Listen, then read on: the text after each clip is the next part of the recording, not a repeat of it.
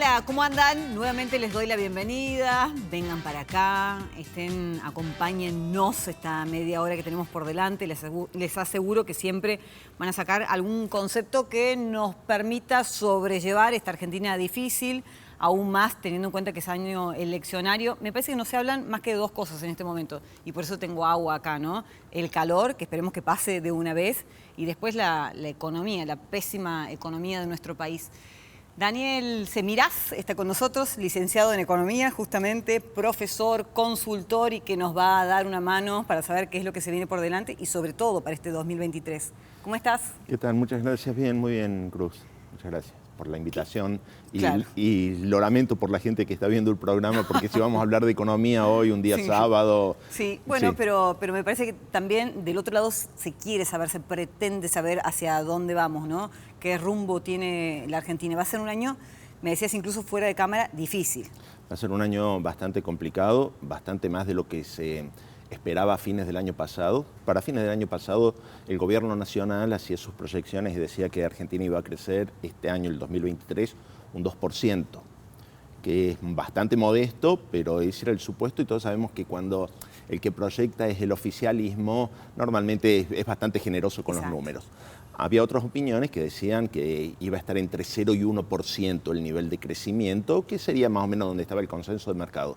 Pero vino el fenómeno de la Niña, vino noviembre, diciembre, enero sin lluvias, febrero con muy poca lluvia. Exacto. Y aparte muchísimo calor. Todo esto que estamos viviendo nosotros ahora, estas 4 o 5 días Sí. cercanos al 40%, la cosecha está destruida, entonces vamos a tener un menor ingreso de divisas, algo que necesita Argentina, y sin divisas va a haber que cortar las importaciones, y sin importaciones no funciona el aparato productivo, seguramente vamos a tener una tasa de crecimiento negativa, lamentablemente, es decir, pero ha sido un empeoramiento muy súbito en tan solo 4 meses.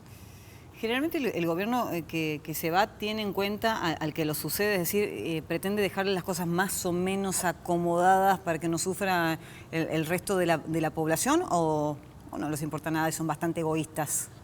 Yo no generalizaría, todo depende muchísimo. Es decir, hay gente que tiene una actitud bastante más altruista y contenido y comprometida con la sostenibilidad de la racionalidad económica y política y social, y hay otras personas que son un poco más desaprensivas, que piensan en hacer todo lo posible para mantenerse en el poder, cueste lo que cueste y pague quien pague los platos rotos.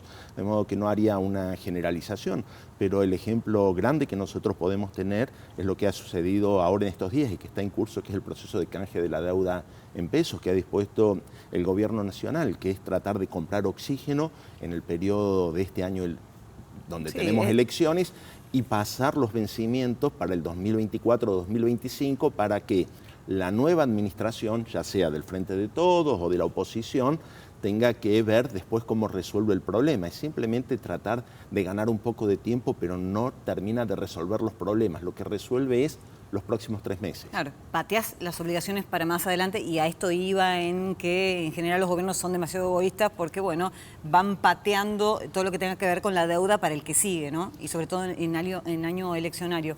Pero ¿esto qué significa a ciencia cierta? No pago ahora y que se pague más adelante. Además de que les conviene a los fines de las elecciones, ¿no? Porque les va a permitir moverse con más tranquilidad que si tuviesen que pagar una obligación ya mismo.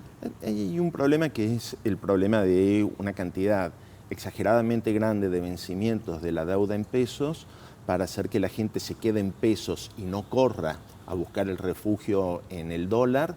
Lo que hay que hacer es subir la tasa de interés. Cuando sube la tasa de interés, comprar las cosas a créditos nos resulta mucho más costoso, también a las empresas cuando tienen que realizar una inversión, entonces se consume menos, hay menos inversiones, se enfría la actividad económica, pero todo eso es para que haya recursos que puedan financiar un gasto público que desde que asumió Sergio Massa a mitad del año pasado el Ministerio de Economía, se viene aplicando un ajuste fiscal vía licuación a través de la inflación. La inflación no baja y va consumiendo parte del gasto público, lo va erosionando, así como erosiona el valor de los billetes que nosotros tenemos guardados en nuestras carteras. Sí, claro. ¿Sí? Lo va erosionando. Y eso es lo que está haciendo, es aplicando un ajuste fiscal. El ajuste fiscal no viene por mayores impuestos, porque ya la gente no los paga, no viene por una reducción explícita del gasto público, porque eso es bastante impopular, pero como la inflación todavía la sociedad no se ha parado a decir basta y a repudiarla, entonces sigue haciendo el trabajo sucio de ir bajando lo que es la magnitud del gasto público. Hay un ajuste fiscal. Ahora, ¿se va a mantener esa situación en los tiempos políticos que se avecinan? Vos planteabas recién el tema de la responsabilidad de los políticos cuando nos tienen que gobernar, ¿sí? Si el oficialismo en este momento cree que va a perder las elecciones,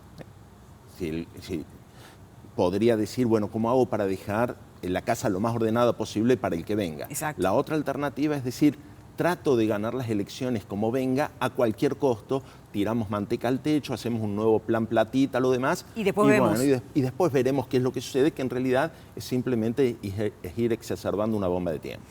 ¿Qué pasa con la reforma previsional, bueno, sancionada hace un tiempo nada más para atrás? Es un tema muy, pero muy sensible porque por un lado uno se pone en los zapatos de los trabajadores que lo han hecho fundamentalmente en negro y es una forma de regularizarlos y por otro lado no hay caja que alcance. No hay cómo paliar, digamos, a esa cantidad de personas que va a entrar al régimen de jubilación. Sí, el problema es como ponerle el cascabel al gato, es decir, es tratar de encontrar dónde está el problema. La gente que no tiene acceso a una jubilación en estos momentos porque no ha hecho los aportes, muchos han sido trabajadores que han estado trabajando en la economía informal. Claro. Prácticamente la mitad de la economía argentina es informal. No hay aportes, no hay cargas sociales, no hay aportes jubilatorios, ni los patronales ni los personales. En realidad esa gente merece no tener una jubilación y ahí ya vamos a ciertas posturas ideológicas. Ahora, ¿quién tiene que pagar por eso? ¿Quién es responsable de que exista la informalidad laboral? ¿Quién es responsable de no fiscalizar que se realicen los pagos de los aportes? Falta de control absoluto. Pero no le podemos pedir a los políticos que tendrían, y a los gobernantes y a los funcionarios que tendrían que haber controlado eso, que pongan el dinero para poder solventar esa cantidad. Entonces, ¿qué es lo que hacemos? Lo solventamos con el aporte de todos y nuevamente sociabilizamos las pérdidas sociales de ineficientes gestiones de gobierno. Bien, y en ese sentido, ¿se puede? ¿Hay espalda suficiente? ¿De dónde se va a sacar? Se va a sacar de algún lado, evidentemente. En el peor de los mundos se terminará emitiendo el dinero, se tomará deuda o se venderá el Fondo de Garantía de Sustentabilidad. Todo depende ideológicamente qué es lo que desea hacer el que tenga que tomar la decisión. Pero me estás hablando de emisión, entonces dejamos de reducir el déficit. Emisión es resolverlo rápidamente y a través de inflación, ¿sí? Pero liquidar el Fondo de Garantía de Sustentabilidad es todos los ahorros que se habían acumulado a partir de las FJP y demás y que hoy en día le están dando al gobierno poder de participar en los directorios de las principales empresas argentinas a través de los paquetes accionarios que se poseen de esas empresas. Liquidar ese Fondo de Garantía de Sustentabilidad daría un volumen de dinero, pero eso es un stock y la gente va a cobrar las jubilaciones desde el momento en que acceda al beneficio hasta el momento en que ya no esté más en este mundo. Y entonces ahí tenemos un problema de un flujo. Nos permite resolver el momento, pero evidentemente hace falta una reforma previsional en serio y pensando en términos de largo plazo, pensando en una Argentina que dentro de 50 años vamos a tener una estructura de una pirámide poblacional en forma de una funeraria y no en forma de una Torre Eiffel, ¿sí? Entonces nosotros estamos pensando como que vivimos hace 50 años atrás, cuando en realidad las decisiones que se tienen que tomar en términos previsionales tienen que ver con ver los próximos 50 años. Te digo que te escucho hasta optimista, porque me quedan unos 15 años más o menos para jubilarme y yo estoy casi convencida que no va a existir ni siquiera una caja de jubilaciones a pesar de los aportes que vengo haciendo. Estoy casi convencida. Asesoramiento gratuito, después pasamos a la producción, le pasamos el comprobante fiscal a la producción, pero de verdad, en la medida de lo posible trata de ir generando tus propios mecanismos de ahorro para el futuro. Anda pensando en esos términos. Trata en los momentos en los cuales uno es más activo en la generación de recursos, tratar de ir generando mecanismos de resguardo. Pero a mucha gente seguramente le está pasando y estará pensando, pero ¿cómo redoblo esfuerzos? Si trabajo, no sé, 10 horas al día, ya no me queda ni siquiera margen para buscarme otra changa y poder empezar a pensar en una jubilación. De verdad está quebrado en todos los sentidos. Hay algo que es muy difícil, me sucede en la universidad cuando yo tengo que explicar cómo funciona la tasa de interés a mis alumnos Y el tema es pensar intertemporalmente, pensar que las decisiones de hoy tienen efecto sobre nuestras decisiones en el futuro. Si nosotros hoy no somos previsores, en el futuro vamos a tener que tener esa situación de vivir en una situación de recursos que no me van a alcanzar. Si yo hoy soy frugal y trato de generar mecanismos de ahorro y encuentro una fuente en la cual generar que estos ingresos de hoy me sirven como una fuente de ingresos en el futuro, voy por el camino correcto. Pero eso implica sacrificarme hoy para poder vivir mejor mañana. Y normalmente todos vivimos en el corto plazo. ¿Qué pasa con la caja de jubilaciones de la provincia de Córdoba, no? Hay una deuda importante, así lo hace saber el propio gobernador, que ya le apunta al gobierno nacional. O me entregan la plata o voy vía justicia. Sí, es una cantidad muy grande de dinero. En realidad yo no podría validar los números que se están reclamando, pero incluso sin mayor actualización y demás es una cantidad exorbitante. Son más de 100.000 millones de pesos los que se están reclamando, más la deuda que se está acumulando en enero y en febrero, que serán otros 10.000 millones de pesos aproximadamente, y que no se está pagando, pero no se le está pagando a Córdoba y no se le está pagando a otras provincias que no transfirieron sus cajas jubilatorias.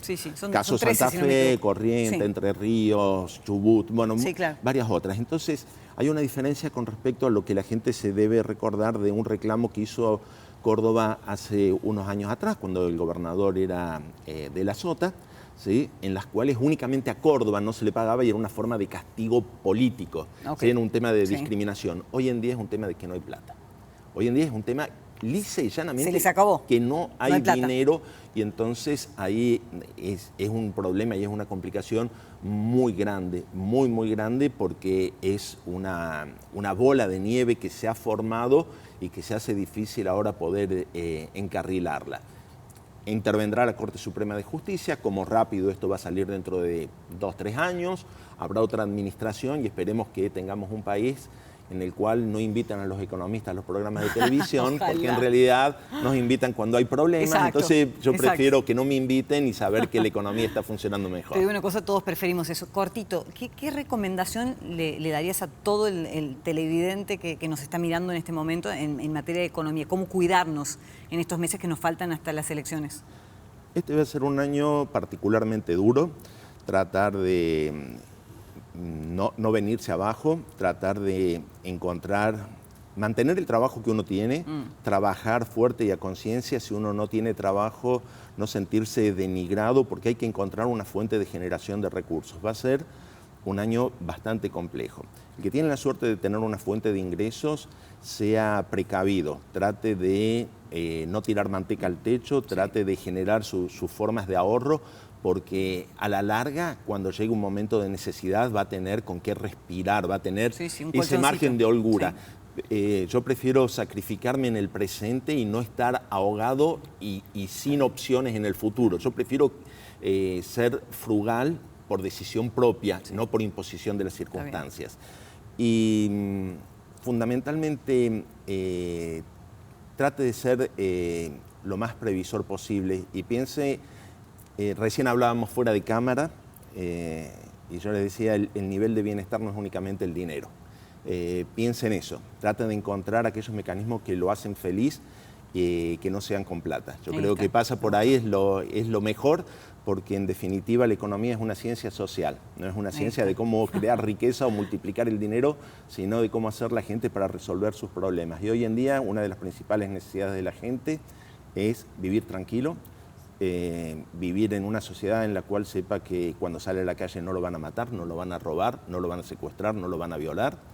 En una sociedad en la cual sepa que cuando trabaja su dinero rinde. Yo ya sé que es bastante utópico lo que yo estoy planteando, pero nosotros tenemos que hacerlo porque es por nuestro propio futuro. Entonces nosotros tenemos que comprometernos porque el compromiso lo tenemos con nosotros y con ahora para familia. Disfrutar un poco más adelante. Nosotros y nuestra familia, los que nos vienen, los que nos suceden, nuestros hijos. Sí, absolutamente. Gracias. No, al contrario, gracias a vos. A la vuelta de la pausa vamos a estar hablando de las posibilidades que tenemos como película Argentina 1985 de llevarse un Oscar, otro Oscar. ¿Tenés algún pálpito? ¿Sí o no? ¿Sí o no? ¿O no quiere decir nada? Normalmente yo soy muy aguafiestas y demás, pero he visto varias de las películas que van y en realidad me seduce mucho la alemana. Mirá, ahí está. A bueno. mí me parece que es una película mucho más lograda. Queda grabado esto, ¿eh? Gracias. Veamos. Gracias. Te mando un abrazo. Espero estar equivocado. Un abrazo. Ya venimos, pausa. Y después sí hablamos de los Oscars. Let's go music. Here we go.